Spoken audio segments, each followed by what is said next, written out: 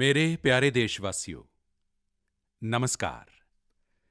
ਸਾਨੂੰ ਸਾਰਿਆਂ ਨੂੰ ਪਤਾ ਹੈ ਕਿ ਅੱਜ ਮੇਜਰ ਧਿਆਨ ਚੰਦ ਜੀ ਦੀ ਜਨਮ ਜਯੰਤੀ ਹੈ ਅਤੇ ਸਾਡਾ ਦੇਸ਼ ਉਨ੍ਹਾਂ ਦੀ ਯਾਦ ਵਿੱਚ ਇਸ ਨੂੰ ਰਾਸ਼ਟਰੀ ਖੇਡ ਦਿਵਸ ਦੇ ਰੂਪ ਵਿੱਚ ਮਨਾਉਂਦਾ ਵੀ ਹੈ। ਮੈਂ ਸੋਚ ਰਿਹਾ ਸੀ ਕਿ ਸ਼ਾਇਦ ਇਸ ਵੇਲੇ ਮੇਜਰ ਧਿਆਨ ਚੰਦ ਜੀ ਦੀ ਆਤਮਾ ਜਿੱਥੇ ਵੀ ਹੋਵੇਗੀ ਬਹੁਤ ਹੀ ਖੁਸ਼ੀ ਦਾ ਅਨੁਭਵ ਕਰਦੀ ਹੋਵੇਗੀ, ਕਿਉਂਕਿ ਦੁਨੀਆ ਵਿੱਚ ਭਾਰਤ ਦੀ ਹਾਕੀ ਦਾ ਡੰਕਾ ਵਜਾਉਣ ਦਾ ਕੰਮ ਧਿਆਨ ਚੰਦ ਜੀ ਦੀ ਹਾਕੀ ਨੇ ਕੀਤਾ ਸੀ ਅਤੇ 4 ਦਹਾਕਿਆਂ ਬਾਅਦ ਲਗਭਗ 41 ਸਾਲ ਤੋਂ ਬਾਅਦ ਭਾਰਤ ਦੇ ਨੌਜਵਾਨਾਂ ਨੇ, ਬੇਟੇ ਅਤੇ ਬੇਟੀਆਂ ਨੇ ਹਾਕੀ ਵਿੱਚ ਇੱਕ ਵਾਰ ਫਿਰ ਤੋਂ ਜਾਨ ਪਾ ਦਿੱਤੀ ਅਤੇ ਕਿੰਨੇ ਹੀ ਤਗਮੇ ਕਿਉਂ ਨਾ ਮਿਲ ਜਾਣ, ਲੇਕਿਨ ਜਦੋਂ ਤੱਕ ਹਾਕੀ ਵਿੱਚ ਤਗਮਾ ਨਹੀਂ ਮਿਲਦਾ, ਭਾਰਤ ਦਾ ਕੋਈ ਵੀ ਨਾਗਰਿਕ ਜਿੱਤ ਦਾ ਆਨੰਦ ਨਹੀਂ ਲੈ ਸਕਦਾ। ਅਤੇ ਇਸ ਵਾਰ ਓਲੰਪਿਕ ਵਿੱਚ ਹਾਕੀ ਦਾ ਤਗਮਾ ਮਿਲਿਆ, 4 ਦਹਾਕਿਆਂ ਤੋਂ ਬਾਅਦ ਮਿਲਿਆ। ਤੁਸੀਂ ਕਲਪਨਾ ਕਰ ਸਕਦੇ ਹੋ ਕਿ ਮੇਜਰ ਧਿਆਨ ਚੰਦ ਜੀ ਦੇ ਦਿਲ ਅਤੇ ਉਨ੍ਹਾਂ ਦੀ ਆਤਮਾ ਨੂੰ ਉਹ ਜਿੱਥੇ ਹੋਣਗੇ ਉੱਥੇ ਕਿੰਨੀ ਖੁਸ਼ੀ ਹੁੰਦੀ ਹੋਵੇਗੀ। ਧਿਆਨ ਚੰਦ ਜੀ ਦਾ ਪੂਰਾ ਜੀਵਨ ਖੇਡ ਨੂੰ ਸਮਰਪਿਤ ਸੀ ਅਤੇ ਇਸ ਲਈ ਅੱਜ ਜਦੋਂ ਸਾਨੂੰ ਦੇਸ਼ ਦੇ ਨੌਜਵਾਨਾਂ ਵਿੱਚ, ਸਾਡੇ ਬੇਟੇ-ਬੇਟੀਆਂ 'ਚ ਖੇਡ ਦੇ ਪ੍ਰਤੀ ਜੋ ਖਿੱਚ ਨਜ਼ਰ ਆ ਰਹੀ ਹੈ, ਮਾਤਾ-ਪਿਤਾ ਨੂੰ ਵੀ ਬੱਚੇ ਜੇਕਰ ਖੇਡ ਵਿੱਚ ਅੱਗੇ ਜਾ ਰਹੇ ਨੇ ਤਾਂ ਖੁਸ਼ੀ ਹੋ ਰਹੀ ਹੈ। ਇਹ ਜੋ ਲਲਕ ਦਿਖ ਰਹੀ ਹੈ, ਮੈਂ ਸਮਝਦਾ ਇਹੀ ਮੇਜਰ ਧਿਆਨ ਚੰਦ ਜੀ ਨੂੰ ਬਹੁਤ ਵੱਡੀ ਸ਼ਰਧਾਂਜਲੀ ਹੈ।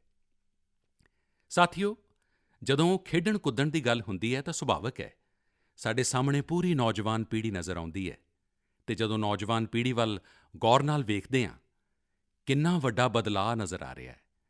ਨੌਜਵਾਨ ਦਾ ਮਨ ਬਦਲ ਚੁੱਕਾ ਹੈ ਅਤੇ ਅੱਜ ਦਾ ਯੁਵਾ ਮਨ ਘਿਸੇ-ਪਿਟੇ ਪੁਰਾਣੇ ਤੌਰ ਤਰੀਕਿਆਂ ਨਾਲੋਂ ਕੁਝ ਨਵਾਂ ਕਰਨਾ ਚਾਹੁੰਦਾ ਹੈ, ਹਟ ਕੇ ਕਰਨਾ ਚਾਹੁੰਦਾ ਹੈ। ਅੱਜ ਦਾ ਨੌਜਵਾਨ ਮਨ ਬਣੇ-ਬਣਾਏ ਰਸਤਿਆਂ 'ਤੇ ਚੱਲਣਾ ਨਹੀਂ ਚਾਹੁੰਦਾ, ਉਹ ਨਵੇਂ ਰਸਤੇ ਬਣਾਉਣਾ ਚਾਹੁੰਦਾ ਹੈ, ਅਨਨੋਨ ਜਗ੍ਹਾ 'ਤੇ ਕਦਮ ਰੱਖਣਾ ਚਾਹੁੰਦਾ ਹੈ। ਮੰਜ਼ਿਲ ਵੀ ਨਵੀਂ, ਟੀਚੇ ਵੀ ਨਵੇਂ, ਰਾਹ ਵੀ ਨਵੇਂ ਅਤੇ ਚਾਹ ਵੀ ਨਵੇਂ। ਜੇਕਰ ਇੱਕ ਵਾਰ ਮਨ ਵਿੱਚ ਠਾਣ ਲੈਂਦਾ ਹੈ ਨਾ ਨੌਜਵਾਨ, ਜੀ-ਜਾਨ ਨਾਲ ਜੁਟ ਜਾਂਦਾ ਹੈ, ਦਿਨ-ਰਾਤ ਮਿਹਨਤ ਕਰ ਰਿਹਾ ਹੈ।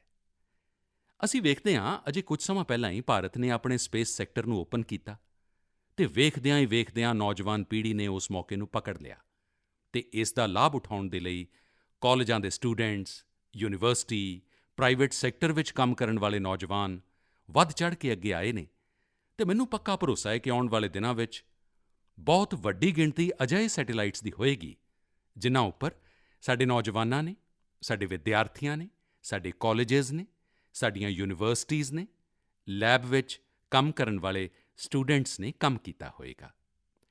ਇਸੇ ਤਰ੍ਹਾਂ ਅੱਜ ਜਿੱਥੇ ਵੀ ਵੇਖੋ, ਕਿਸੇ ਵੀ ਪਰਿਵਾਰ 'ਚ ਜਾਓ, ਕਿੰਨਾ ਹੀ ਸਮ੍ਰਿੱਧ ਪਰਿਵਾਰ ਹੋਵੇ, ਪੜ੍ਹਿਆ-ਲਿਖਿਆ ਪਰਿਵਾਰ ਹੋਵੇ, ਲੇਕਿਨ ਜੇਕਰ ਪਰਿਵਾਰ ਵਿੱਚ ਨੌਜਵਾਨ ਨਾਲ ਗੱਲ ਕਰੋ ਤਾਂ ਉਹ ਕੀ ਕਹਿੰਦਾ ਹੈ? ਉਹ ਆਪਣੀਆਂ ਪਰਿਵਾਰਕ ਰਵਾਇਤਾਂ ਤੋਂ ਹਟ ਕੇ ਕਹਿੰਦਾ ਹੈ, ਮੈਂ ਤਾਂ ਸਟਾਰਟਅਪ ਕਰਾਂਗਾ, ਸਟਾਰਟਅਪਸ ਵਿੱਚ ਚਲਾ ਜਾਵਾਂਗਾ। ਯਾਨੀ ਰਿਸਕ ਲੈਣ ਲਈ ਉਸ ਦਾ ਮਨ ਉਛਲ ਰਿਹਾ ਹੈ। ਅੱਜ ਛੋਟੇ-ਛੋਟੇ ਸ਼ਹਿਰਾਂ ਵਿੱਚ ਵੀ ਸਟਾਰਟਅਪ ਕਲਚਰ ਦਾ ਵਿਸਥਾਰ ਹੋ ਰਿਹਾ ਹੈ ਅਤੇ ਮੈਂ ਉਸ ਵਿੱਚ ਰੌਸ਼ਨ ਭਵਿੱਖ ਦੇ ਸੰਕੇਤ ਵੇਖ ਰਿਹਾ।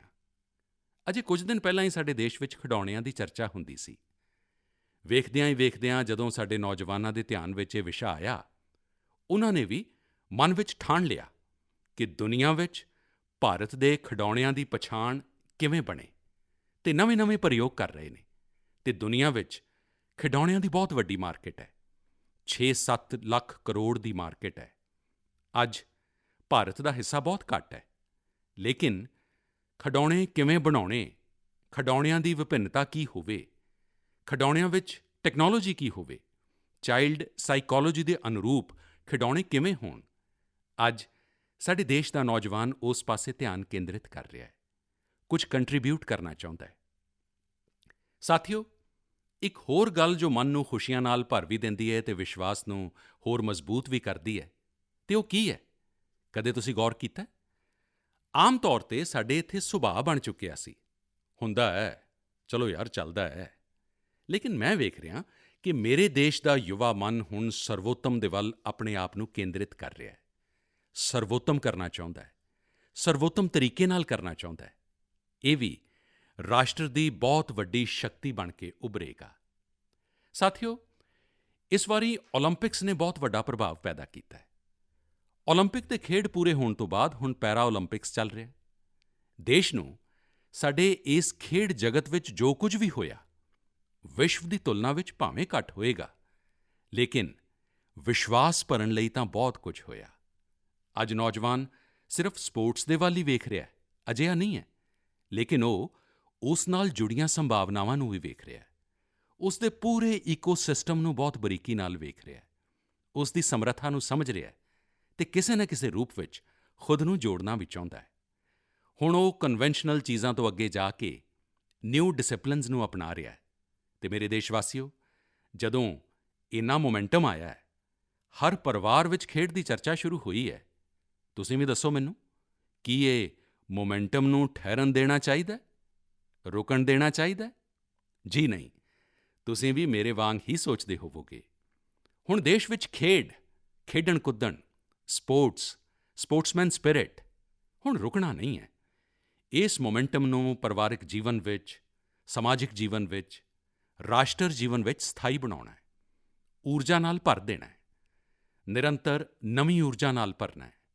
ਘਰ ਹੋਵੇ, ਬਾਹਰ ਹੋਵੇ, ਪਿੰਡ ਹੋਵੇ, ਸ਼ਹਿਰ ਹੋਵੇ, ਸਾਡੇ ਖੇਡ ਦੇ ਮੈਦਾਨ ਭਰੇ ਹੋਏ ਹੋਣੇ ਚਾਹੀਦੇ ਨੇ। ਸਾਰੇ ਖੇਡਣ, ਸਾਰੇ ਖੇਡਣ। ਅਤੇ ਤੁਹਾਨੂੰ ਯਾਦ ਹੈ ਨਾ, ਮੈਂ ਲਾਲ ਕਿਲ੍ਹੇ ਤੋਂ ਕਿਹਾ ਸੀ, ਸਭ ਕਾ ਪ੍ਰਯਾਸ। ਜੀ ਹਾਂ, ਸਭ ਦੀ ਕੋਸ਼ਿਸ਼। ਸਭ ਦੀ ਕੋਸ਼ਿਸ਼ ਨਾਲ ਹੀ ਭਾਰਤ ਖੇਡਾਂ ਵਿੱਚ ਉਹ ਉਚਾਈ ਪ੍ਰਾਪਤ ਕਰ ਸਕੇਗਾ ਜਿਸ ਦਾ ਉਹ ਹੱਕਦਾਰ ਹੈ। ਮੇਜਰ ਧਿਆਨ ਚੰਦ ਜੀ ਵਰਗੇ ਲੋਕਾਂ ਨੇ ਜੋ ਰਾਹ ਦੱਸਿਆ ਹੈ, ਉਸ 'ਤੇ ਅੱਗੇ ਵਧਣਾ ਸਾਡੀ ਜ਼ਿੰਮੇਵਾਰੀ ਹੈ। ਵਰ੍ਹਿਆਂ ਬਾਅਦ ਦੇਸ਼ ਵਿੱਚ ਅਜਿਹਾ ਕਾਲਖੰਡ ਆਇਆ ਹੈ ਅਤੇ ਖੇਡਾਂ ਦੇ ਪ੍ਰਤੀ ਪਰਿਵਾਰ ਹੋਵੇ, ਸਮਾਜ ਹੋਵੇ, ਰਾਜ ਹੋਵੇ, ਰਾਸ਼ਟਰ ਹੋਵੇ, ਇੱਕ ਮਨ ਨਾਲ ਸਾਰੇ ਲੋਕ ਜੁੜ ਰਹੇ ਨੇ। ਮੇਰੇ ਪਿਆਰੇ ਨੌਜਵਾਨੋ, ਸਾਨੂੰ ਇਸ ਮੌਕੇ ਦਾ ਫਾਇਦਾ ਉਠਾਉਂਦਿਆਂ ਹੋਇਆਂ ਵੱਖ-ਵੱਖ ਤਰ੍ਹਾਂ ਦੇ ਸਪੋਰਟਸ ਵਿੱਚ ਮੁਹਾਰਤ ਵੀ ਹਾਸਲ ਕਰਨੀ ਚਾਹੀਦੀ ਹੈ। ਪਿੰਡ-ਪਿੰਡ ਖੇਡਾਂ ਦੇ ਮੁਕਾਬਲੇ ਨਿਰੰਤਰ ਚੱਲਦੇ ਰਹਿਣੇ ਚਾਹੀਦੇ ਨੇ। ਮੁਕਾਬਲਿਆਂ ਨਾਲ ਹੀ ਖੇਡ ਵਿਸਥਾਰ ਹੁੰਦਾ ਹੈ, ਖੇਡ ਵਿਕਾਸ ਹੁੰਦਾ ਹੈ, ਖਿਡਾਰੀ ਵੀ ਉਸੇ ਵਿੱਚੋਂ ਨਿਕਲਦੇ ਨੇ। ਆਓ ਅਸੀਂ ਸਾਰੇ ਦੇਸ਼ਵਾਸੀ ਇਸ ਮੋਮੈਂਟਮ ਨੂੰ ਜਿੰਨਾ ਅੱਗੇ ਵਧਾ ਸਕਦੇ ਹਾਂ, ਜਿੰਨਾ ਯੋਗਦਾਨ ਅਸੀਂ ਦੇ ਸਕਦੇ ਹਾਂ, ਸਭ ਕਾ ਪ੍ਰਯਾਸ ਇਸ ਮੰਤਰ ਨਾਲ ਸਾਕਾਰ ਕਰਕੇ ਵਿਖਾਈਏ। ਮੇਰੇ ਪਿਆਰੇ ਦੇਸ਼ਵਾਸੀਓ, ਕੱਲ੍ਹ ਜਨਮ ਅਸ਼ਟਮੀ ਦਾ ਮਹਾਪੁਰਬ ਵੀ ਹੈ। ਜਨਮ ਅਸ਼ਟਮੀ ਦਾ ਇਹ ਪੁਰਬ, ਯਾਨੀ ਭਗਵਾਨ ਸ਼੍ਰੀ ਕ੍ਰਿਸ਼ਨ ਦੇ ਜਨਮ ਦਾ ਪੁਰਬ। ਅਸੀਂ ਭਗਵਾਨ ਦੇ ਸਾਰੇ ਰੂਪਾਂ ਨਾਲ ਜਾਣੂ ਹਾਂ। ਨਟਖਟ ਕਨ੍ਹੱਈਆ ਤੋਂ ਲੈ ਕੇ ਵਿਰਾਟ ਰੂਪ ਧਾਰਨ ਕਰਨ ਵਾਲੇ ਕ੍ਰਿਸ਼ਨ ਤੱਕ, ਸ਼ਾਸਤਰ ਸਮਰੱਥਾ ਤੋਂ ਲੈ ਕੇ ਸ਼ਸਤਰ ਸਮਰੱਥਾ ਵਾਲੇ ਕ੍ਰਿਸ਼ਨ ਤੱਕ, ਕਲਾ ਹੋਵੇ, ਸੁੰਦਰਤਾ ਹੋਵੇ, ਮਿਠਾਸ ਹੋਵੇ, ਕਿੱਥੇ-ਕਿੱਥੇ ਕ੍ਰਿਸ਼ਨ ਹੈ।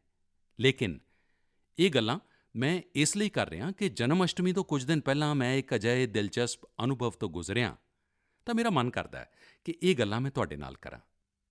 ਤੁਹਾਨੂੰ ਯਾਦ ਹੋਵੇਗਾ ਕਿ ਇਸ ਮਹੀਨੇ ਦੀ 20 ਤਾਰੀਖ ਨੂੰ ਭਗਵਾਨ ਸੋਮਨਾਥ ਮੰਦਿਰ ਨਾਲ ਜੁੜੇ ਨਿਰਮਾਣ ਕਾਰਜਾਂ ਦਾ ਲੋਕ ਅਰਪਣ ਕੀਤਾ ਗਿਆ। ਸੋਮਨਾਥ ਮੰਦਿਰ ਤੋਂ 3-4 ਕਿਲੋਮੀਟਰ ਦੂਰੀ 'ਤੇ ਹੀ ਭਾਲਕਾ ਤੀਰਥ, ਇਹ ਭਾਲਕਾ ਤੀਰਥ ਉਹ ਹੈ ਜਿੱਥੇ ਭਗਵਾਨ ਸ਼੍ਰੀ ਕ੍ਰਿਸ਼ਨ ਨੇ ਧਰਤੀ 'ਤੇ ਆਪਣੇ ਅੰਤਿਮ ਪਲ ਬਿਤਾਏ ਸਨ। ਇੱਕ ਤਰ੍ਹਾਂ ਨਾਲ ਇਸ ਲੋਕ ਦੀਆਂ ਉਨ੍ਹਾਂ ਦੀਆਂ ਲੀਲਾਵਾਂ ਦਾ ਇੱਥੇ ਸਮਾਪਨ ਹੋਇਆ ਸੀ। ਸੋਮਨਾਥ ਟਰੱਸਟ ਦੁਆਰਾ ਉਸ ਸਾਰੇ ਖੇਤਰ ਵਿੱਚ ਵਿਕਾਸ ਦੇ ਬਹੁਤ ਸਾਰੇ ਕੰਮ ਚੱਲ ਰਹੇ ਨੇ। ਮੈਂ ਭਾਲਕਾ ਤੀਰਥ ਅਤੇ ਉੱਥੇ ਹੋ ਰਹੇ ਕਾਰਜਾਂ ਦੇ ਬਾਰੇ ਸੋਚ ਹੀ ਰਿਹਾ ਸੀ ਕਿ ਮੇਰੀ ਨਜ਼ਰ ਇੱਕ ਸੋਹਣੀ ਜਿਹੀ ਆਰਟ ਬੁੱਕ 'ਤੇ ਪਈ। ਇਹ ਕਿਤਾਬ ਮੇਰੀ ਰਿਹਾਇਸ਼ ਦੇ ਬਾਹਰ ਕੋਈ ਮੇਰੇ ਲਈ ਛੱਡ ਕੇ ਗਿਆ ਸੀ। ਇਸ ਵਿੱਚ ਭਗਵਾਨ ਸ਼੍ਰੀ ਕ੍ਰਿਸ਼ਨ ਦੇ ਅਨੇਕਾਂ ਰੂਪ, ਅਨੇਕਾਂ ਆਲੀਸ਼ਾਨ ਤਸਵੀਰਾਂ ਸਨ। ਬੜੀਆਂ ਮਨਮੋਹਕ ਤਸਵੀਰਾਂ ਸਨ ਅਤੇ ਬੜੀਆਂ ਮੀਨਿੰਗਫੁਲ ਤਸਵੀਰਾਂ ਵੀ। ਮੈਂ ਕਿਤਾਬ ਦੇ ਸਫ਼ੇ ਉਲਟਣੇ ਸ਼ੁਰੂ ਕੀਤੇ ਤਾਂ ਮੇਰੀ ਜਿਗਿਆਸਾ ਜ਼ਰਾ ਹੋਰ ਵੱਧ ਗਈ। ਜਦੋਂ ਮੈਂ ਇਸ ਕਿਤਾਬ ਅਤੇ ਉਹਨਾਂ ਸਾਰੇ ਚਿੱਤਰਾਂ ਨੂੰ ਵੇਖਿਆ ਅਤੇ ਉਸ 'ਤੇ ਮੇਰੇ ਲਈ ਲਿਖਿਆ ਇੱਕ ਸੁਨੇਹਾ ਜਦੋਂ ਉਹ ਪੜ੍ਹਿਆ ਤਾਂ ਮੇਰਾ ਮਨ ਕੀਤਾ ਕਿ ਉਹਨਾਂ ਨੂੰ ਮੈਂ ਮਿਲਾਂ, ਜੋ ਇਹ ਕਿਤਾਬ ਮੇਰੇ ਘਰ ਦੇ ਬਾਹਰ ਛੱਡ ਕੇ ਚਲੇ ਗਏ ਨੇ। ਮੈਨੂੰ ਉਹਨਾਂ ਨੂੰ ਮਿਲਣਾ ਚਾਹੀਦਾ ਅਤੇ ਮੇਰੇ ਆਫਿਸ ਨੇ ਉਹਨਾਂ ਨੂੰ ਸੰਪਰਕ ਕੀਤਾ। ਦੂਸਰੇ ਹੀ ਦਿਨ ਉਹਨਾਂ ਨੂੰ ਮਿਲਣ ਦੇ ਲਈ ਬੁਲਾਇਆ ਅਤੇ ਮੇਰੀ ਜਿਗਿਆਸਾ ਇੰਨੀ ਸੀ, ਆਰਟ ਬੁੱਕ ਨੂੰ ਵੇਖ ਕੇ, ਸ਼੍ਰੀ ਕ੍ਰਿਸ਼ਨ ਦੇ ਵੱਖ-ਵੱਖ ਰੂਪਾਂ ਨੂੰ ਵੇਖ ਕੇ, ਇਸੇ ਜਿਗਿਆਸਾ ਵਿੱਚ ਮੇਰੀ ਮੁਲਾਕਾਤ ਹੋਈ ਜਦੁਰਾਨੀ ਦਾਸੀ ਜੀ ਨਾਲ। ਉਹ ਅਮਰੀਕਨ ਹੈ, ਜਨਮ ਅਮਰੀਕਾ ਵਿੱਚ ਹੋਇਆ, ਪਾਲਣ-ਪੋਸ਼ਣ ਅਮਰੀਕਾ ਵਿੱਚ ਹੋਇਆ। ਜਦੁਰਾਨੀ ਦਾਸੀ ਜੀ ਇਸਕੌਨ ਨਾਲ ਜੁੜੀ ਹੈ, ਹਰੇ ਕ੍ਰਿਸ਼ਨਾ ਮੂਵਮੈਂਟ ਨਾਲ ਜੁੜੀ ਹੋਈ ਹੈ ਅਤੇ ਉਹਨਾਂ ਦੀ ਬਹੁਤ ਵੱਡੀ ਵਿਸ਼ੇਸ਼ਤਾ ਹੈ, ਭਗਤੀ ਆਰਟਸ ਵਿੱਚ ਉਹ ਨਿਪੁੰਨ ਨੇ। ਤੁਸੀਂ ਜਾਣਦੇ ਹੋ, ਹੁਣੇ 2 ਦਿਨ ਬਾਅਦ ਹੀ 1 ਸਤੰਬਰ ਨੂੰ ਇਸਕੌਨ ਦੇ ਸੰਸਥਾਪਕ ਸ਼੍ਰੀਲ ਪ੍ਰਭੂਪਾਦ ਸਵਾਮੀ ਜੀ ਦੀ 125ਵੀਂ ਜਯੰਤੀ ਹੈ। ਜਦੁਰਾਨੀ ਦਾਸੀ ਜੀ ਇਸ ਸਿਲਸਿਲੇ ਵਿੱਚ ਭਾਰਤ ਆਏ ਸੀ। ਮੇਰੇ ਸਾਹਮਣੇ ਵੱਡਾ ਸਵਾਲ ਇਹ ਸੀ ਕਿ ਜਿਨ੍ਹਾਂ ਦਾ ਜਨਮ ਅਮਰੀਕਾ ਵਿੱਚ ਹੋਇਆ, ਜੋ ਭਾਰਤੀ ਭਾਵਾਂ ਤੋਂ ਇੰਨਾ ਦੂਰ ਰਹੀ, ਉਹ ਆਖਿਰ ਕਿਵੇਂ ਭਗਵਾਨ ਸ਼੍ਰੀ ਕ੍ਰਿਸ਼ਨ ਦੇ ਇੰਨੇ ਮਨਮੋਹਕ ਚਿੱਤਰ ਬਣਾ ਲੈਂਦੀ ਹੈ। ਮੇਰੀ ਉਹਨਾਂ ਨਾਲ ਲੰਬੀ ਗੱਲਬਾਤ ਹੋਈ ਸੀ, ਲੇਕਿਨ ਮੈਂ ਤੁਹਾਨੂੰ ਉਸ ਦਾ ਕੁਝ ਹਿੱਸਾ ਸੁਣਾਉਣਾ ਚਾਹੁੰਦਾ। ਜਦੁਰਾਨੀ ਜੀ, ਹਰੇ ਕ੍ਰਿਸ਼ਨਾ। ਮੈਂ ਭਗਤੀ ਆਰਟ ਬਾਰੇ ਥੋੜ੍ਹਾ ਪੜ੍ਹਿਆ, ਪਰ ਸਾਡੇ ਸਰੋਤਿਆਂ ਨੂੰ ਤੁਸੀਂ ਇਹਦੇ ਬਾਰੇ ਹੋਰ ਜਾਣਕਾਰੀ ਦਿਓ। ਇਹਦੇ ਪ੍ਰਤੀ ਤੁਹਾਡਾ ਪਿਆਰ ਅਤੇ ਰੁਚੀ ਮਹਾਨ ਹੈ। So, Bhakti art, we have one article in the Bhakti Art Illuminations which explains how this art is not coming from the mind or imagination, but it's from the ancient Vedic scriptures like Brahma Samhita, Venum Karayani Patitam Skalitam Sikanda, from the Goswamis of Vrindavan, from Lord Brahma himself, Ishvara Paramakrishna Sachidananda Vigraha, how he carries a flute, how all of his senses can act for any other sense. And Srimad Bhagavatam, Baraha Bitang Natavaravapum Karnayo Karnikaram, everything. He wears a karnikar flower on his ear. He makes the impressions of his lotus feet all over the land of Vrindavan. The cowherd boys sing of his glories. His flute attracts the hearts and minds of all fortunate beings. So everything is from the ancient Vedic scriptures. And the power of the scriptures, which are coming from transcendental personalities, and the pure devotees who are bringing it, the art has their power, and that's why it's transformational. It's not my power at all. Jadurani ਜੀ, ਮੈਂ ਤੁਹਾਡੇ ਕੋਲੋਂ ਇੱਕ ਵੱਖਰੇ ਤਰ੍ਹਾਂ ਦਾ ਪ੍ਰਸ਼ਨ ਪੁੱਛਣਾ ਹੈ। ਇੱਕ ਤਰ੍ਹਾਂ ਨਾਲ 1966 ਤੋਂ ਅਤੇ ਸਰੀਰਕ ਰੂਪ ਵਿੱਚ 1976 ਤੋਂ ਤੁਸੀਂ ਲੰਬੇ ਸਮੇਂ ਤੋਂ ਭਾਰਤ ਨਾਲ ਜੁੜੇ ਹੋਏ ਹੋ। ਕੀ ਤੁਸੀਂ ਮੈਨੂੰ ਦੱਸੋਗੇ ਕਿ ਭਾਰਤ ਦਾ ਤੁਹਾਡੇ ਲਈ ਕੀ ਅਰਥ ਹੈ? Prime Minister Ji, India means everything to me. I was mentioning, I think, to the Honorable President a few days ago that India has come up so much in technical advancement and following the West very well with Twitter and Instagram and iPhones and big buildings and so much facility. But I know that that's not the real glory of India. What makes India glorious is the fact that Krishna himself, the avatari, appeared here. And all the avatars appeared here. Lord Shiva appeared here. Lord Ram appeared here. All the holy rivers are here. All the holy places of Vaishnava culture are here. And so India, especially Vrindavan, is the most important place in the universe. Vrindavan is the source of all the Vaikuntha planets, the source of Dwarka, the source of the whole material creation. So I love India.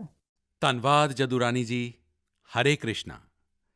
ਸਾਥੀਓ, ਦੁਨੀਆ ਦੇ ਲੋਕ ਅੱਜ ਜਦੋਂ ਭਾਰਤੀ ਅਧਿਆਤਮ ਅਤੇ ਦਰਸ਼ਨ ਦੇ ਬਾਰੇ ਇੰਨਾ ਕੁਝ ਸੋਚਦੇ ਨੇ, ਤਾਂ ਸਾਡੀ ਵੀ ਜ਼ਿੰਮੇਵਾਰੀ ਹੈ ਕਿ ਅਸੀਂ ਆਪਣੀਆਂ ਇਨ੍ਹਾਂ ਮਹਾਨ ਪਰੰਪਰਾਵਾਂ ਨੂੰ ਅੱਗੇ ਲੈ ਕੇ ਜਾਈਏ। ਜੋ ਸਮੇਂ ਤੋਂ ਬਾਹਰ ਹੈ, ਉਸ ਨੂੰ ਛੱਡਣਾ ਹੀ ਹੈ, ਲੇਕਿਨ ਜੋ ਕਾਲ ਤੋਂ ਪਰ੍ਹਾਂ ਹੈ, ਉਸ ਨੂੰ ਅੱਗੇ ਵੀ ਲੈ ਜਾਣਾ ਹੈ। ਅਸੀਂ ਆਪਣੇ ਪੁਰਬ ਮਨਾਈਏ, ਉਹਨਾਂ ਦੇ ਵਿਗਿਆਨ ਨੂੰ ਸਮਝੀਏ, ਉਸ ਦੇ ਪਿੱਛੇ ਦੇ ਅਰਥ ਨੂੰ ਸਮਝੀਏ। ਇੰਨਾ ਹੀ ਨਹੀਂ, ਹਰ ਪੁਰਬ ਵਿੱਚ ਕੋਈ ਨਾ ਕੋਈ ਸੰਦੇਸ਼ ਹੈ, ਕੋਈ ਨਾ ਕੋਈ ਸੰਸਕਾਰ ਹੈ। ਅਸੀਂ ਇਸ ਨੂੰ ਜਾਣਨਾ ਵੀ ਹੈ, ਜੀਣਾ ਵੀ ਹੈ ਅਤੇ ਆਉਣ ਵਾਲੀਆਂ ਪੀੜ੍ਹੀਆਂ ਦੇ ਲਈ ਵਿਰਾਸਤ ਦੇ ਰੂਪ ਵਿੱਚ ਉਸ ਨੂੰ ਅੱਗੇ ਵਧਾਉਣਾ ਵੀ ਹੈ। ਮੈਂ ਇੱਕ ਵਾਰ ਫੇਰ ਸਾਰੇ ਦੇਸ਼ ਵਾਸੀਆਂ ਨੂੰ ਜਨਮ ਅਸ਼ਟਮੀ ਦੀਆਂ ਬਹੁਤ-ਬਹੁਤ ਸ਼ੁਭਕਾਮਨਾਵਾਂ ਦਿੰਦਾ। ਮੇਰੇ ਪਿਆਰੇ ਦੇਸ਼ ਵਾਸੀਓ, ਇਸ ਕੋਰੋਨਾ ਕਾਲਖੰਡ ਵਿੱਚ ਸਵੱਛਤਾ ਦੇ ਵਿਸ਼ੇ 'ਚ ਮੈਨੂੰ ਜਿੰਨੀਆਂ ਗੱਲਾਂ ਕਰਨੀਆਂ ਚਾਹੀਦੀਆਂ ਸਨ, ਲੱਗਦਾ ਹੈ ਸ਼ਾਇਦ ਉਸ ਵਿੱਚ ਕੁਝ ਕਮੀ ਆ ਗਈ ਸੀ। ਮੈਨੂੰ ਵੀ ਲੱਗਦਾ ਹੈ ਕਿ ਸਵੱਛਤਾ ਦੀ ਮੁਹਿੰਮ ਨੂੰ ਅਸੀਂ ਰੱਤੀ ਭਰ ਵੀ ਓਝਲ ਨਹੀਂ ਹੋਣ ਦੇਣਾ ਹੈ। ਰਾਸ਼ਟਰ ਨਿਰਮਾਣ ਦੇ ਲਈ ਸਭ ਦੀ ਕੋਸ਼ਿਸ਼ ਕਿਵੇਂ ਸਭ ਦਾ ਵਿਕਾਸ ਕਰਦੀ ਹੈ, ਇਸ ਦੇ ਉਦਾਹਰਣ ਸਾਨੂੰ ਪ੍ਰੇਰਣਾ ਵੀ ਦਿੰਦੇ ਨੇ ਅਤੇ ਕੁਝ ਕਰਨ ਦੇ ਲਈ ਇੱਕ ਨਵੀਂ ਊਰਜਾ ਭਰ ਦਿੰਦੇ ਨੇ, ਨਵਾਂ ਵਿਸ਼ਵਾਸ ਭਰ ਦਿੰਦੇ ਨੇ, ਸਾਡੇ ਸੰਕਲਪ ਵਿੱਚ ਜਾਨ ਫੂਕ ਦਿੰਦੇ ਨੇ। ਅਸੀਂ ਇਹ ਭਲੀ ਭਾਂਤ ਜਾਣਦੇ ਹਾਂ ਕਿ ਜਦੋਂ ਵੀ ਸਵੱਛ ਭਾਰਤ ਮੁਹਿੰਮ ਦੀ ਗੱਲ ਆਉਂਦੀ ਹੈ ਤਾਂ ਇੰਦੌਰ ਦਾ ਨਾਂ ਆਉਂਦਾ ਹੀ ਆਉਂਦਾ ਹੈ, ਕਿਉਂਕਿ ਇੰਦੌਰ ਨੇ ਸਵੱਛਤਾ ਦੇ ਸੰਬੰਧ ਵਿੱਚ ਆਪਣੀ ਇੱਕ ਵਿਸ਼ੇਸ਼ ਪਛਾਣ ਬਣਾਈ ਹੈ ਅਤੇ ਇੰਦੌਰ ਦੇ ਨਾਗਰਿਕ ਇਸ ਦੀ ਸ਼ਲਾਘਾ ਦੇ ਹੱਕਦਾਰ ਵੀ ਨੇ। ਸਾਡਾ ਇਹ ਇੰਦੌਰ ਕਈ ਸਾਲਾਂ ਤੋਂ ਸਵੱਛ ਭਾਰਤ ਰੈਂਕਿੰਗ ਵਿੱਚ ਪਹਿਲੇ ਨੰਬਰ ਤੇ ਬਣਿਆ ਹੋਇਆ ਹੈ। ਹੁਣ ਇੰਦੌਰ ਦੇ ਲੋਕ ਸਵੱਛ ਭਾਰਤ ਦੇ ਇਸ ਰੈਂਕਿੰਗ ਨਾਲ ਸੰਤੁਸ਼ਟ ਹੋ ਕੇ ਬੈਠਣਾ ਨਹੀਂ ਚਾਹੁੰਦੇ, ਉਹ ਅੱਗੇ ਵਧਣਾ ਚਾਹੁੰਦੇ ਨੇ, ਕੁਝ ਨਵਾਂ ਕਰਨਾ ਚਾਹੁੰਦੇ ਨੇ ਅਤੇ ਉਨ੍ਹਾਂ ਨੇ ਮਨ ਵਿੱਚ ਠਾਣ ਲਿਆ ਹੈ ਉਹ ਵਾਟਰ ਪਲੱਸ ਸਿਟੀ ਬਣਾਈ ਰੱਖਣ ਲਈ ਜੀ ਜਾਨ ਨਾਲ ਜੁਟੇ ਹੋਏ ਨੇ। ਵਾਟਰ ਪਲੱਸ ਸਿਟੀ ਯਾਨੀ ਅਜਿਹਾ ਸ਼ਹਿਰ ਜਿੱਥੇ ਬਿਨਾਂ ਟਰੀਟਮੈਂਟ ਦੇ ਕੋਈ ਵੀ ਸੀਵੇਜ ਕਿਸੇ ਜਨਤਕ ਜਲ ਸਰੋਤ ਵਿੱਚ ਨਹੀਂ ਪਾਇਆ ਜਾਂਦਾ। ਇੱਥੋਂ ਦੇ ਨਾਗਰਿਕਾਂ ਨੇ ਖੁਦ ਅੱਗੇ ਆ ਕੇ ਆਪਣੀਆਂ ਨਾਲੀਆਂ ਨੂੰ ਸਿਵਰ ਲਾਈਨ ਨਾਲ ਜੋੜਿਆ ਹੈ, ਸਵੱਛਤਾ ਮੁਹਿੰਮ ਵੀ ਚਲਾਈ ਹੈ ਅਤੇ ਇਸ ਵਜ੍ਹਾ ਨਾਲ ਸਰਸਵਤੀ ਅਤੇ ਕਾਨ੍ਹਾ ਨਦੀਆਂ ਵਿੱਚ ਡਿੱਗਣ ਵਾਲਾ ਗੰਦਾ ਪਾਣੀ ਵੀ ਕਾਫੀ ਘੱਟ ਹੋਇਆ ਹੈ ਅਤੇ ਸੁਧਾਰ ਨਜ਼ਰ ਆ ਰਿਹਾ ਹੈ। ਅੱਜ ਜਦੋਂ ਸਾਡਾ ਦੇਸ਼ ਆਜ਼ਾਦੀ ਦਾ ਅੰਮ੍ਰਿਤ ਮਹਾਉਤਸਵ ਮਨਾ ਰਿਹਾ ਹੈ ਤਾਂ ਸਾਨੂੰ ਇਹ ਯਾਦ ਰੱਖਣਾ ਚਾਹੀਦਾ ਹੈ ਕਿ ਸਵੱਛ ਭਾਰਤ ਮੁਹਿੰਮ ਦੇ ਸੰਕਲਪ ਨੂੰ ਅਸੀਂ ਕਦੇ ਵੀ ਮੱਠਾ ਨਹੀਂ ਪੈਣ ਦੇਣਾ। ਸਾਡੇ ਦੇਸ਼ ਵਿੱਚ ਜਿੰਨੇ ਜ਼ਿਆਦਾ ਸ਼ਹਿਰ ਵਾਟਰ ਪਲੱਸ ਸਿਟੀ ਹੋਣਗੇ, ਉਨੀ ਹੀ ਸਵੱਛਤਾ ਵੀ ਵਧੇਗੀ, ਸਾਡੀਆਂ ਨਦੀਆਂ ਵੀ ਸਾਫ਼ ਹੋਣਗੀਆਂ ਅਤੇ ਪਾਣੀ ਬਚਾਉਣ ਦੀ ਇੱਕ ਮਨੁੱਖੀ ਜ਼ਿੰਮੇਵਾਰੀ ਨਿਭਾਉਣ ਲਈ ਸੰਸਕਾਰ ਵੀ ਹੋਣਗੇ। ਸਾਥੀਓ, ਮੇਰੇ ਸਾਹਮਣੇ ਇੱਕ ਉਦਾਹਰਣ ਬਿਹਾਰ ਦੇ ਮਧੂਬਨੀ ਤੋਂ ਆਇਆ ਹੈ। ਮਧੂਬਨੀ ਵਿੱਚ ਡਾਕਟਰ ਰਾਜਿੰਦਰ ਪ੍ਰਸਾਦ ਖੇਤੀ ਵਿਸ਼ਵਵਿਦਿਆਲਾ ਅਤੇ ਉੱਥੋਂ ਦੇ ਸਥਾਨਕ ਖੇਤੀ ਵਿਗਿਆਨ ਕੇਂਦਰ ਨੇ ਮਿਲ ਕੇ ਇੱਕ ਚੰਗੀ ਕੋਸ਼ਿਸ਼ ਕੀਤੀ ਹੈ। ਇਸ ਦਾ ਲਾਭ ਕਿਸਾਨਾਂ ਨੂੰ ਤਾਂ ਹੋ ਹੀ ਰਿਹਾ, ਇਸ ਨਾਲ ਸਵੱਛ ਭਾਰਤ ਮੁਹਿੰਮ ਨੂੰ ਵੀ ਨਵੀਂ ਤਾਕਤ ਮਿਲ ਰਹੀ ਹੈ। ਵਿਸ਼ਵਵਿਦਿਆਲਾ ਦੀ ਇਸ ਪਹਿਲ ਦਾ ਨਾਂ ਹੈ ਸੁਖੇਤ ਮਾਡਲ।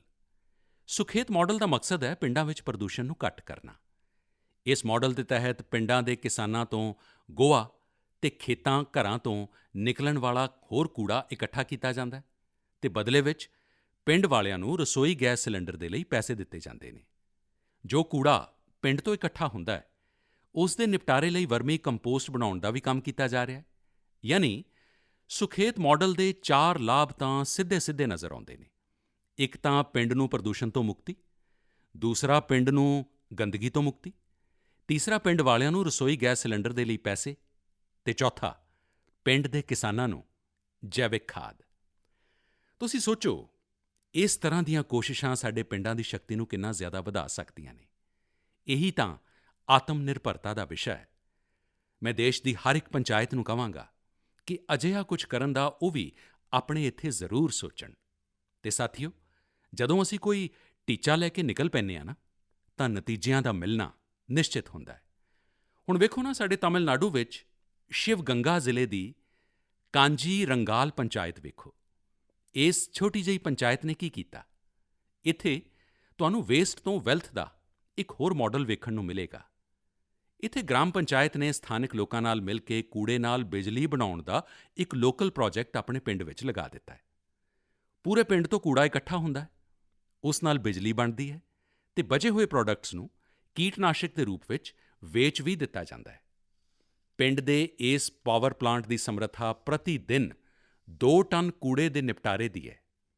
ਇਸ ਨਾਲ ਬਣਨ ਵਾਲੀ ਬਿਜਲੀ ਪਿੰਡ ਦੀਆਂ ਸਟਰੀਟ ਲਾਈਟਸ ਅਤੇ ਦੂਸਰੀਆਂ ਜ਼ਰੂਰਤਾਂ ਵਿੱਚ ਵਰਤੀ ਜਾ ਰਹੀ ਹੈ। ਇਸ ਨਾਲ ਪੰਚਾਇਤ ਦਾ ਪੈਸਾ ਤਾਂ ਬਚ ਹੀ ਰਿਹਾ ਹੈ, ਉਹ ਪੈਸਾ ਵਿਕਾਸ ਦੇ ਦੂਸਰੇ ਕੰਮਾਂ ਵਿੱਚ ਇਸਤੇਮਾਲ ਕੀਤਾ ਜਾ ਰਿਹਾ ਹੈ। ਹੁਣ ਮੈਨੂੰ ਦੱਸੋ, ਤਾਮਿਲਨਾਡੂ ਦੇ ਸ਼ਿਵ ਗੰਗਾ ਜ਼ਿਲ੍ਹੇ ਦੀ ਇੱਕ ਛੋਟੀ ਜਿਹੀ ਪੰਚਾਇਤ ਸਾਨੂੰ ਸਾਰੇ ਦੇਸ਼ ਵਾਸੀਆਂ ਨੂੰ ਕੁਝ ਕਰਨ ਦੀ ਪ੍ਰੇਰਣਾ ਦਿੰਦੀ ਹੈ ਕਿ ਨਹੀਂ ਦਿੰਦੀ।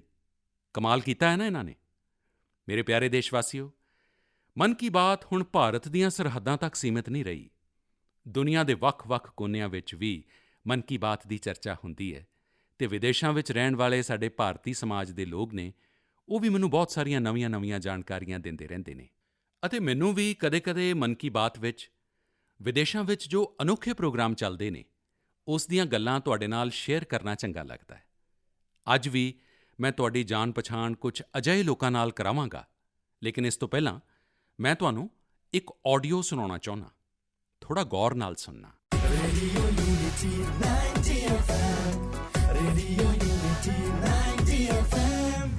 नमो नमः सर्वेभ्यः।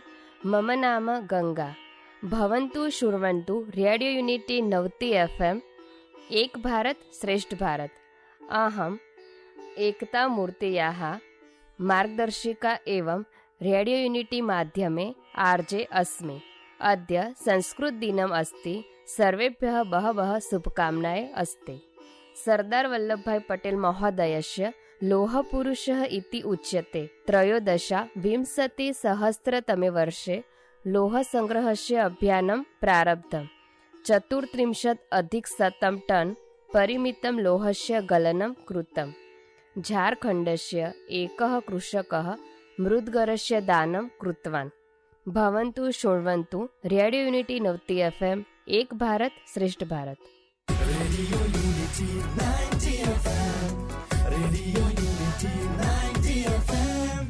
ਸਾਥੀਓ, ਭਾਸ਼ਾ ਤਾਂ ਤੁਸੀਂ ਸਮਝ ਹੀ ਗਏ ਹੋਵੋਗੇ।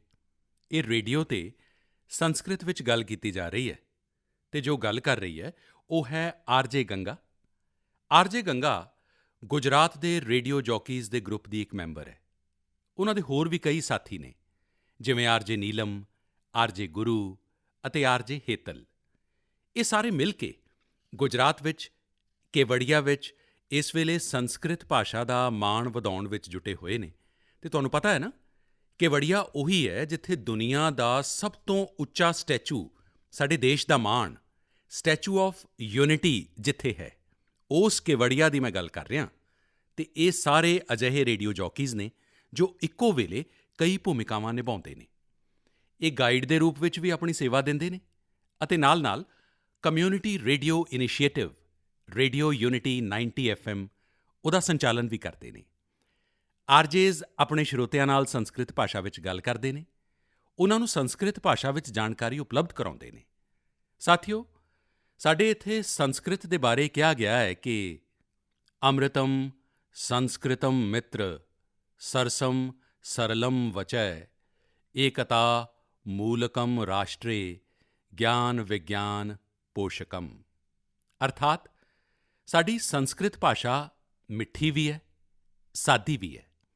ਸੰਸਕ੍ਰਿਤ ਆਪਣੇ ਵਿਚਾਰਾਂ, ਆਪਣੇ ਸਾਹਿਤ ਦੇ ਮਾਧਿਅਮ ਨਾਲ ਇਹ ਗਿਆਨ ਵਿਗਿਆਨ ਅਤੇ ਰਾਸ਼ਟਰ ਦੀ ਏਕਤਾ ਦਾ ਵੀ ਪੋਸ਼ਣ ਕਰਦੀ ਹੈ, ਉਸ ਨੂੰ ਮਜ਼ਬੂਤ ਕਰਦੀ ਹੈ। ਸੰਸਕ੍ਰਿਤ ਸਾਹਿਤ ਵਿੱਚ ਮਨੁੱਖਤਾ ਅਤੇ ਗਿਆਨ ਦਾ ਅਜਿਹਾ ਹੀ ਅਲੌਕਿਕ ਦਰਸ਼ਨ ਹੈ ਜੋ ਕਿਸੇ ਨੂੰ ਵੀ ਆਕਰਸ਼ਿਤ ਕਰ ਸਕਦਾ ਹੈ। ਹੁਣੇ ਜਿਹੇ ਹੀ ਮੈਨੂੰ ਕਈ ਅਜਿਹੇ ਲੋਕਾਂ ਦੇ ਬਾਰੇ ਜਾਣਨ ਨੂੰ ਮਿਲਿਆ ਜੋ ਵਿਦੇਸ਼ਾਂ ਵਿੱਚ ਸੰਸਕ੍ਰਿਤ ਪੜ੍ਹਾਉਣ ਦਾ ਪ੍ਰੇਰਕ ਕੰਮ ਕਰ ਰਹੇ ਨੇ। ਅਜਿਹੇ ਹੀ ਇੱਕ ਵਿਅਕਤੀ ਨੇ ਸ਼੍ਰੀਮਾਨ ਰਟਗਰ ਕੋਰਟੇਨ ਹਾਸਰਟ, ਜੋ ਆਇਰਲੈਂਡ ਵਿੱਚ ਸੰਸਕ੍ਰਿਤ ਦੇ ਪ੍ਰਸਿੱਧ ਵਿਦਵਾਨ ਅਤੇ ਅਧਿਆਪਕ ਨੇ ਅਤੇ ਉੱਥੋਂ ਦੇ ਬੱਚਿਆਂ ਨੂੰ ਸੰਸਕ੍ਰਿਤ ਪੜ੍ਹਾਉਂਦੇ ਨੇ। ਇੱਧਰ ਸਾਡੇ ਇੱਥੇ ਪੂਰਬ ਵਿੱਚ ਭਾਰਤ ਅਤੇ ਥਾਈਲੈਂਡ ਦੇ ਵਿਚਕਾਰ ਸਾਂਸਕ੍ਰਿਤਿਕ ਸੰਬੰਧਾਂ ਦੀ ਮਜ਼ਬੂਤੀ ਵਿੱਚ ਸੰਸਕ੍ਰਿਤ ਭਾਸ਼ਾ ਦੀ ਵੀ ਇੱਕ ਮਹੱਤਵਪੂਰਨ ਭੂਮਿਕਾ ਹੈ। ਡਾਕਟਰ ਚਿਰਾਪਤ ਪਰਪੰਡ ਵਿੱਦਿਆ ਅਤੇ ਡਾਕਟਰ ਕੁਸੁਮਾ ਰਕਸ਼ਾਮਣੀ, ਇਹ ਦੋਵੇਂ ਥਾਈਲੈਂਡ ਵਿੱਚ ਸੰਸਕ੍ਰਿਤ ਭਾਸ਼ਾ ਦੇ ਪ੍ਰਚਾਰ ਪ੍ਰਸਾਰ ਵਿੱਚ ਬਹੁਤ ਮਹੱਤਵਪੂਰਨ ਭੂਮਿਕਾ ਨਿਭਾ ਰਹੇ ਨੇ। ਉਨ੍ਹਾਂ ਨੇ ਥਾਈ ਅਤੇ ਸੰਸਕ੍ਰਿਤ ਭਾਸ਼ਾ ਵਿੱਚ ਤੁਲਨਾਤਮਕ ਸਾਹਿਤ ਦੀ ਰਚਨਾ ਵੀ ਕੀਤੀ। ਅਜਿਹੇ ਹੀ ਇੱਕ ਪ੍ਰੋਫੈਸਰ ਨੇ ਸ਼੍ਰੀਮਾਨ ਬੋਰਿਸ ਜਾਖਰਿਨ, ਰਸ਼ੀਆ ਵਿੱਚ ਮਾਸਕੋ ਸਟੇਟ ਯੂਨੀਵਰਸਿਟੀ ਵਿੱਚ ਇਹ ਸੰਸਕ੍ਰਿਤ ਪੜ੍ਹਾਉਂਦੇ ਨੇ। ਉਨ੍ਹਾਂ ਨੇ ਕਈ ਖੋਜ ਪੱਤਰ ਅਤੇ ਪੁਸਤਕਾਂ ਪ੍ਰਕਾਸ਼ਿਤ ਕੀਤੀਆਂ ਨੇ। ਉਨ੍ਹਾਂ ਨੇ ਕਈ ਪੁਸਤਕਾਂ ਦਾ ਸੰਸਕ੍ਰਿਤ ਤੋਂ ਰੂਸੀ ਭਾਸ਼ਾ ਵਿੱਚ ਅਨੁਵਾਦ ਵੀ ਕੀਤਾ ਹੈ। ਇਸੇ ਤਰ੍ਹਾਂ ਸਿਡਨੀ ਸੰਸਕ੍ਰਿਤ ਸਕੂਲ ਆਸਟ੍ਰੇਲੀਆ ਦੇ ਉਨ੍ਹਾਂ ਮੁੱਖ ਸੰਸਥਾਨਾਂ ਵਿੱਚੋਂ ਇੱਕ ਹੈ ਜਿੱਥੇ ਵਿਦਿਆਰਥੀਆਂ ਨੂੰ ਸੰਸਕ੍ਰਿਤ ਭਾਸ਼ਾ ਪੜ੍ਹਾਈ ਜਾਂਦੀ ਹੈ। ਇਹ ਸਕੂਲ ਬੱਚਿਆਂ ਦੇ ਲਈ ਸੰਸਕ੍ਰਿਤ ਗ੍ਰਾਮਰ ਕੈਂਪ, ਸੰਸਕ੍ਰਿਤ ਨਾਟਕ ਅਤੇ ਸੰਸਕ੍ਰਿਤ ਦਿਵਸ ਵਰਗੇ ਪ੍ਰੋਗਰਾਮਾਂ ਦਾ ਵੀ ਆਯੋਜਨ ਕਰਦੇ ਨੇ। ਸਾਥੀਓ, ਹਾਲੀਆ ਦਿਨਾਂ ਵਿੱਚ ਜੋ ਕੋਸ਼ਿਸ਼ਾਂ ਹੋਈਆਂ ਨੇ, ਉਨ੍ਹਾਂ ਨਾਲ ਸੰਸਕ੍ਰਿਤ ਨੂੰ ਲੈ ਕੇ ਇੱਕ ਨਵੀਂ ਜਾਗਰੂਕਤਾ ਆਈ ਹੈ। ਹੁਣ ਸਮਾਂ ਹੈ ਕਿ ਇਸ ਦਿਸ਼ਾ ਵਿੱਚ ਅਸੀਂ ਆਪਣੇ ਯਤਨ ਹੋਰ ਵਧਾਈਏ। ਆਪਣੀ ਵਿਰਾਸਤ ਨੂੰ ਸਹੇਜਣਾ, ਉਸ ਨੂੰ ਸੰਭਾਲਣਾ, ਨਵੀਂ ਪੀੜ੍ਹੀ ਨੂੰ ਦੇਣਾ, ਇਹ ਸਾਡੇ ਸਾਰਿਆਂ ਦਾ ਫਰਜ਼ ਹੈ ਅਤੇ ਆਉਣ ਵਾਲੀਆਂ ਪੀੜ੍ਹੀਆਂ ਦਾ ਉਸ 'ਤੇ ਹੱਕ ਵੀ ਹੈ। ਹੁਣ ਸਮਾਂ ਹੈ ਇਨ੍ਹਾਂ ਕੰਮਾਂ ਦੇ ਲਈ ਵੀ ਸਾਡੇ ਯਤਨ ਜ਼ਿਆਦਾ ਵਧਣ। ਸਾਥੀਓ, ਜੇਕਰ ਤੁਸੀਂ ਇਸ ਤਰ੍ਹਾਂ ਦੇ ਯਤਨਾਂ ਵਿੱਚ ਜੁਟੇ ਅਜਿਹੇ ਕਿਸੇ ਵੀ ਵਿਅਕਤੀ ਨੂੰ ਜਾਣਦੇ ਹੋ, ਅਜਿਹੀ ਕੋਈ ਜਾਣਕਾਰੀ ਤੁਹਾਡੇ ਕੋਲ ਹੈ, ਤਾਂ ਕਿਰਪਾ ਕਰਕੇ #ਸੈਲੀਬ੍ਰੇਟਿੰਗਸੰਸਕ੍ਰਿਤ ਦੇ ਨਾਲ ਸੋਸ਼ਲ ਮੀਡੀਆ ਤੇ ਉਨ੍ਹਾਂ ਨਾਲ ਸੰਬੰਧਿਤ ਜਾਣਕਾਰੀ ਜ਼ਰੂਰ ਸਾਂਝੀ ਕਰੋ। ਮੇਰੇ ਪਿਆਰੇ ਦੇਸ਼ਵਾਸੀਓ, ਅਗਲੇ ਕੁਝ ਦਿਨਾਂ ਵਿੱਚ ਹੀ ਵਿਸ਼ਵਕਰਮਾ ਜਯੰਤੀ ਵੀ ਆਉਣ ਵਾਲੀ ਹੈ। ਭਗਵਾਨ ਵਿਸ਼ਵਕਰਮਾ ਨੂੰ ਸਾਡੇ ਇੱਥੇ ਵਿਸ਼ਵ ਦੀ ਸਿਰਜਣਾ ਸ਼ਕਤੀ ਦਾ ਪ੍ਰਤੀਕ ਮੰਨਿਆ ਗਿਆ ਹੈ, ਜੋ ਕਿ ਆਪਣੇ ਕੌਸ਼ਲ ਨਾਲ ਕਿਸੇ ਵਸਤੂ ਦਾ ਨਿਰਮਾਣ ਕਰਦੇ ਨੇ, ਸਿਰਜਣਾ ਕਰਦੇ ਨੇ। ਭਾਵੇਂ ਉਹ ਸਿਲਾਈ ਕਢਾਈ ਹੋਵੇ, ਸਾਫਟਵੇਅਰ ਹੋਵੇ ਜਾਂ ਫਿਰ ਸੈਟੇਲਾਈਟ, ਇਹ ਸਾਰੇ ਭਗਵਾਨ ਵਿਸ਼ਵਕਰਮਾ ਦਾ ਪ੍ਰਗਟੀਕਰਨ ਨੇ। ਦੁਨੀਆ ਵਿੱਚ ਭਾਵੇਂ ਸਕਿੱਲ ਦੀ ਪਛਾਣ ਅੱਜ ਨਵੇਂ ਤਰੀਕੇ ਨਾਲ ਹੋ ਰਹੀ ਹੈ, ਲੇਕਿਨ ਸਾਡੇ ਰਿਸ਼ੀਆਂ ਨੇ ਤਾਂ ਹਜ਼ਾਰਾਂ ਸਾਲਾਂ ਤੋਂ ਸਕਿੱਲ ਅਤੇ ਸਕੇਲ ਤੇ ਜ਼ੋਰ ਦਿੱਤਾ ਹੈ। ਉਨ੍ਹਾਂ ਨੇ ਸਕਿੱਲ ਨੂੰ, ਹੁਨਰ ਨੂੰ, ਕੌਸ਼ਲ ਨੂੰ ਆਸਥਾ ਨਾਲ ਜੋੜ ਕੇ ਸਾਡੇ ਜੀਵਨ ਦਰਸ਼ਨ ਦਾ ਹਿੱਸਾ ਬਣਾ ਦਿੱਤਾ ਹੈ। ਸਾਡੇ ਵੇਦਾਂ ਨੇ ਵੀ ਕਈ ਸੂਖਤ ਭਗਵਾਨ ਵਿਸ਼ਵਕਰਮਾ ਨੂੰ ਸਮਰਪਿਤ ਕੀਤੇ ਨੇ। ਸ੍ਰਿਸ਼ਟੀ ਦੀਆਂ ਜਿੰਨੀਆਂ ਵੀ ਵੱਡੀਆਂ ਰਚਨਾਵਾਂ ਨੇ, ਜੋ ਵੀ ਨਵੇਂ ਤੇ ਵੱਡੇ ਕੰਮ ਹੋਏ ਨੇ, ਸਾਡੇ ਸ਼ਾਸਤਰਾਂ ਵਿੱਚ ਉਨ੍ਹਾਂ ਦਾ ਸਿਹਰਾ ਭਗਵਾਨ ਵਿਸ਼ਵਕਰਮਾ ਨੂੰ ਹੀ ਦਿੱਤਾ ਗਿਆ ਹੈ। ਇਹ ਇੱਕ ਤਰ੍ਹਾਂ ਨਾਲ ਇਸ ਗੱਲ ਦਾ ਪ੍ਰਤੀਕ ਹੈ ਕਿ ਸੰਸਾਰ ਵਿੱਚ ਜੋ ਕੁਝ ਵੀ ਡਿਵੈਲਪਮੈਂਟ ਤੇ ਇਨੋਵੇਸ਼ਨ ਹੁੰਦਾ ਹੈ, ਉਹ ਸਕਿੱਲਸ ਦੇ ਜ਼ਰੀਏ ਹੀ ਹੁੰਦਾ ਹੈ। ਭਗਵਾਨ ਵਿਸ਼ਵਕਰਮਾ ਦੀ ਜਯੰਤੀ ਤੇ ਉਨ੍ਹਾਂ ਦੀ ਪੂਜਾ ਦੇ ਪਿੱਛੇ ਇਹੀ ਭਾਵ ਹੈ ਤੇ ਸਾਡੇ ਸ਼ਾਸਤਰਾਂ ਵਿੱਚ ਵੀ ਇਹ ਕਿਹਾ ਗਿਆ ਹੈ, ਵਿਸ਼ਵਸਯ ਕ੍ਰਤੇ ਯਸੇ ਕਰਮਵਯਾਪਾਰ ਸ ਵਿਸ਼ਵਕਰਮਾ। ਅਰਥਾਤ ਜੋ ਸ੍ਰਿਸ਼ਟੀ ਤੇ ਨਿਰਮਾਣ ਦੇ ਨਾਲ ਜੁੜੇ ਹੋਏ ਸਾਰੇ ਕੰਮ ਕਰਦਾ ਹੈ, ਉਹ ਵਿਸ਼ਵਕਰਮਾ ਹੈ। ਸਾਡੇ ਸ਼ਾਸਤਰਾਂ ਦੀ ਨਜ਼ਰ ਵਿੱਚ ਸਾਡੇ ਆਲੇ-ਦੁਆਲੇ ਨਿਰਮਾਣ ਤੇ ਸਿਰਜਣਾ ਵਿੱਚ ਜੁਟੇ ਜਿੰਨੇ ਵੀ ਸਕਿੱਲਡ ਹੁਨਰਮੰਦ ਲੋਕ ਨੇ, ਉਹ ਭਗਵਾਨ ਵਿਸ਼ਵਕਰਮਾ ਦੀ ਵਿਰਾਸਤ ਹੈ। ਇਨ੍ਹਾਂ ਦੇ ਬਿਨਾਂ ਅਸੀਂ ਆਪਣੇ ਜੀਵਨ ਦੀ ਕਲਪਨਾ ਵੀ ਨਹੀਂ ਕਰ ਸਕਦੇ। ਤੁਸੀਂ ਸੋਚ ਕੇ ਵੇਖੋ, ਤੁਹਾਡੇ ਘਰ ਵਿੱਚ ਬਿਜਲੀ ਦੀ ਕੋਈ ਦਿੱਕਤ ਆ ਜਾਵੇ ਅਤੇ ਤੁਹਾਨੂੰ ਕੋਈ ਇਲੈਕਟ੍ਰੀਸ਼ੀਅਨ ਨਾ ਮਿਲੇ ਤਾਂ ਕੀ ਹੋਏਗਾ? ਤੁਹਾਡੇ ਸਾਹਮਣੇ ਕਿੰਨੀ ਵੱਡੀ ਪਰੇਸ਼ਾਨੀ ਆ ਜਾਏਗੀ। ਸਾਡਾ ਜੀਵਨ ਅਜਿਹੇ ਹੀ ਅਨੇਕਾਂ ਸਕਿੱਲਡ ਲੋਕਾਂ ਦੀ ਵਜ੍ਹਾ ਨਾਲ ਚੱਲਦਾ ਹੈ। ਤੁਸੀਂ ਆਪਣੇ ਆਲੇ-ਦੁਆਲੇ ਵੇਖੋ, ਲੋਹੇ ਦਾ ਕੰਮ ਕਰਨ ਵਾਲੇ ਹੋਣ, ਮਿੱਟੀ ਦੇ ਬਰਤਨ ਬਣਾਉਣ ਵਾਲੇ ਹੋਣ, ਲੱਕੜ ਦਾ ਸਮਾਨ ਬਣਾਉਣ ਵਾਲੇ ਹੋਣ, ਬਿਜਲੀ ਦਾ ਕੰਮ ਕਰਨ ਵਾਲੇ ਹੋਣ, ਘਰਾਂ ਵਿੱਚ ਪੇਂਟ ਕਰਨ ਵਾਲੇ ਹੋਣ, ਸਫਾਈ ਕਰਮੀ ਹੋਣ ਜਾਂ ਫਿਰ ਮੋਬਾਈਲ ਲੈਪਟਾਪ ਦੀ ਰਿਪੇਅਰ ਕਰਨ ਵਾਲੇ, ਇਹ ਸਾਰੇ ਸਾਥੀ ਆਪਣੇ ਸਕਿੱਲ ਦੀ ਵਜ੍ਹਾ ਨਾਲ ਹੀ ਜਾਣੇ ਜਾਂਦੇ ਨੇ। ਆਧੁਨਿਕ ਸਵਰੂਪ ਵਿੱਚ ਇਹ ਵੀ ਵਿਸ਼ਵਕਰਮਾ ਹੀ ਨੇ। ਲੇਕਿਨ ਸਾਥੀਓ, ਇਸ ਦਾ ਇੱਕ ਹੋਰ ਪੱਖ ਵੀ ਹੈ ਤੇ ਉਹ ਕਦੇ-ਕਦੇ ਚਿੰਤਾ ਵੀ ਪੈਦਾ ਕਰਦਾ ਹੈ। ਜਿਸ ਦੇਸ਼ ਵਿੱਚ, ਜਿਸ ਦੀ ਸੰਸਕ੍ਰਿਤੀ ਵਿੱਚ, ਪਰੰਪਰਾ ਵਿੱਚ, ਸੋਚ ਵਿੱਚ ਹੁਨਰ ਨੂੰ, ਸਕਿੱਲ ਨੂੰ, ਮੈਨ ਪਾਵਰ ਨੂੰ ਭਗਵਾਨ ਵਿਸ਼ਵਕਰਮਾ ਦੇ ਨਾਲ ਜੋੜ ਦਿੱਤਾ ਗਿਆ ਹੋਵੇ, ਉੱਥੇ ਸਥਿਤੀਆਂ ਕਿਵੇਂ ਬਦਲ ਗਈਆਂ। ਇੱਕ ਸਮੇਂ ਸਾਡੇ ਪਰਿਵਾਰਿਕ ਜੀਵਨ, ਸਮਾਜਿਕ ਜੀਵਨ, ਰਾਸ਼ਟਰ ਜੀਵਨ ਤੇ ਕੌਸ਼ਲ ਦਾ ਬਹੁਤ ਵੱਡਾ ਪ੍ਰਭਾਵ ਪੈਂਦਾ ਸੀ। ਲੇਕਿਨ ਗੁਲਾਮੀ ਦੇ ਲੰਬੇ ਕਾਲਖੰਡ ਵਿੱਚ ਹੁਨਰ ਨੂੰ ਇਸ ਤਰ੍ਹਾਂ ਦਾ ਸਨਮਾਨ ਦੇਣ ਵਾਲੀ ਭਾਵਨਾ ਹੌਲੀ-ਹੌਲੀ ਖਤਮ ਹੋ ਗਈ। ਸੋਚ ਕੁਝ ਅਜਿਹੀ ਬਣ ਗਈ ਕਿ ਹੁਨਰ ਆਧਾਰਿਤ ਕੰਮਾਂ ਨੂੰ ਛੋਟਾ ਸਮਝਿਆ ਜਾਣ ਲੱਗਾ ਤੇ ਹੁਣ ਵੇਖੋ, ਪੂਰੀ ਦੁਨੀਆ ਸਭ ਤੋਂ ਜ਼ਿਆਦਾ ਹੁਨਰ ਯਾਨੀ ਸਕਿੱਲ ਤੇ ਹੀ ਜ਼ੋਰ ਦੇ ਰਹੀ ਹੈ। ਭਗਵਾਨ ਵਿਸ਼ਵਕਰਮਾ ਦੀ ਪੂਜਾ ਵੀ ਸਿਰਫ ਰਸਮੀ ਤੌਰ ਤੇ ਹੀ ਪੂਰੀ ਨਹੀਂ ਹੁੰਦੀ। ਸਾਨੂੰ ਹੁਨਰ ਨੂੰ ਸਨਮਾਨ ਦੇਣਾ ਹੋਏਗਾ। ਹੁਨਰਮੰਦ ਲੋਕਾਂ ਦੇ ਲਈ ਮਿਹਨਤ ਕਰਨੀ ਹੋਏਗੀ। ਹੁਨਰਮੰਦ ਹੋਣ ਦਾ ਮਾਣ ਹੋਣਾ ਚਾਹੀਦਾ ਹੈ। ਜਦੋਂ ਅਸੀਂ ਕੁਝ ਨਾ ਕੁਝ ਨਵਾਂ ਕਰੀਏ, ਕੁਝ ਇਨੋਵੇਟ ਕਰੀਏ, ਕੁਝ ਅਜਿਹੀ ਰਚਨਾ ਕਰੀਏ ਜਿਸ ਨਾਲ ਸਮਾਜ ਦਾ ਹਿੱਤ ਹੋਵੇ, ਲੋਕਾਂ ਦਾ ਜੀਵਨ ਆਸਾਨ ਬਣੇ, ਤਾਂ ਸਾਡੀ ਵਿਸ਼ਵਕਰਮਾ ਪੂਜਾ ਸਾਰਥਕ ਹੋਏਗੀ। ਅੱਜ ਦੁਨੀਆ ਵਿੱਚ ਸਕਿੱਲਡ ਲੋਕਾਂ ਦੇ ਲਈ ਮੌਕਿਆਂ ਦੀ ਕਮੀ ਨਹੀਂ ਹੈ। ਤਰੱਕੀ ਦੇ ਕਿੰਨੇ ਸਾਰੇ ਰਾਹ ਅੱਜ ਸਕਿੱਲਸ ਨਾਲ ਤਿਆਰ ਹੋ ਰਹੇ ਨੇ। ਤਾਂ ਆਓ, ਇਸ ਵਾਰ ਅਸੀਂ ਭਗਵਾਨ ਵਿਸ਼ਵਕਰਮਾ ਦੀ ਪੂਜਾ ਤੇ ਆਸਥਾ ਦੇ ਨਾਲ-ਨਾਲ ਉਨ੍ਹਾਂ ਦੇ ਸੰਦੇਸ਼ ਨੂੰ ਵੀ ਅਪਣਾਉਣ ਦਾ ਸੰਕਲਪ ਕਰੀਏ। ਸਾਡੀ ਪੂਜਾ ਦਾ ਭਾਵ ਇਹੀ ਹੋਣਾ ਚਾਹੀਦਾ ਹੈ ਕਿ ਅਸੀਂ ਸਕਿੱਲ ਦੇ ਮਹੱਤਵ ਨੂੰ ਸਮਝਾਂਗੇ ਅਤੇ ਸਕਿੱਲਡ ਲੋਕਾਂ ਨੂੰ, ਭਾਵੇਂ ਉਹ ਕੋਈ ਵੀ ਕੰਮ ਕਰਦਾ ਹੋਵੇ, ਉਨ੍ਹਾਂ ਨੂੰ ਪੂਰਾ ਸਨਮਾਨ ਦਿਆਂਗੇ। ਮੇਰੇ ਪਿਆਰੇ ਦੇਸ਼ਵਾਸੀਓ, ਇਹ ਸਮਾਂ ਆਜ਼ਾਦੀ ਦੇ 75ਵੇਂ ਸਾਲ ਦਾ ਹੈ। ਇਸ ਸਾਲ ਤਾਂ ਅਸੀਂ ਹਰ ਦਿਨ ਨਵੇਂ ਸੰਕਲਪ ਲੈਣੇ ਨੇ, ਨਵਾਂ ਸੋਚਣਾ ਹੈ, ਕੁਝ ਨਵਾਂ ਕਰਨ ਦਾ ਆਪਣਾ ਜਜ਼ਬਾ ਵਧਾਉਣਾ ਹੈ। ਸਾਡਾ ਭਾਰਤ ਹੁਣ ਆਜ਼ਾਦੀ ਦੇ 100 ਸਾਲ ਪੂਰੇ ਕਰੇਗਾ। ਉਦੋਂ ਸਾਡੇ ਸੰਕਲਪ ਹੀ ਉਸ ਦੀ ਸਫਲਤਾ ਦੀ ਬੁਨਿਆਦ ਵਿੱਚ ਨਜ਼ਰ ਆਉਣਗੇ। ਇਸ ਲਈ ਅਸੀਂ ਇਹ ਮੌਕਾ ਜਾਣ ਨਹੀਂ ਦੇਣਾ। ਅਸੀਂ ਇਸ ਵਿੱਚ ਆਪਣਾ ਜ਼ਿਆਦਾ ਤੋਂ ਜ਼ਿਆਦਾ ਯੋਗਦਾਨ ਦੇਣਾ ਹੈ ਅਤੇ ਇਨ੍ਹਾਂ ਕੋਸ਼ਿਸ਼ਾਂ ਦੇ ਵਿਚਕਾਰ ਅਸੀਂ ਇੱਕ ਗੱਲ ਹੋਰ ਯਾਦ ਰੱਖਣੀ ਹੈ, ਦਵਾਈ ਵੀ, ਕੜਾਈ ਵੀ। ਦੇਸ਼ ਵਿੱਚ 62 ਕਰੋੜ ਤੋਂ ਜ਼ਿਆਦਾ ਵੈਕਸੀਨ ਦੀ ਡੋਜ਼ ਦਿੱਤੀ ਜਾ ਚੁੱਕੀ ਹੈ, ਲੇਕਿਨ ਫਿਰ ਵੀ ਅਸੀਂ ਸਾਵਧਾਨੀ ਰੱਖਣੀ ਹੈ, ਸਤਰਕ ਰਹਿਣਾ ਹੈ ਅਤੇ ਹਾਂ, ਹਮੇਸ਼ਾ ਦੀ ਤਰ੍ਹਾਂ ਜਦੋਂ ਵੀ ਕੁਝ ਨਵਾਂ ਕਰੋ, ਨਵਾਂ ਸੋਚੋ, ਤਾਂ ਉਸ ਵਿੱਚ ਮੈਨੂੰ ਵੀ ਜ਼ਰੂਰ ਸ਼ਾਮਿਲ ਕਰਨਾ। ਮੈਨੂੰ ਤੁਹਾਡੀਆਂ ਚਿੱਠੀਆਂ ਅਤੇ ਮੈਸੇਜਿਜ਼ ਦਾ ਇੰਤਜ਼ਾਰ ਰਹੇਗਾ। ਇਸੇ ਕਾਮਨਾ ਦੇ ਨਾਲ ਤੁਹਾਨੂੰ ਆਉਣ ਵਾਲੇ ਪੁਰਬਾਂ ਦੀਆਂ ਇੱਕ ਵਾਰ ਫੇਰ ਢੇਰਾਂ ਵਧਾਈਆਂ। ਬਹੁਤ-ਬਹੁਤ ਧੰਨਵਾਦ। ਨਮਸਕਾਰ।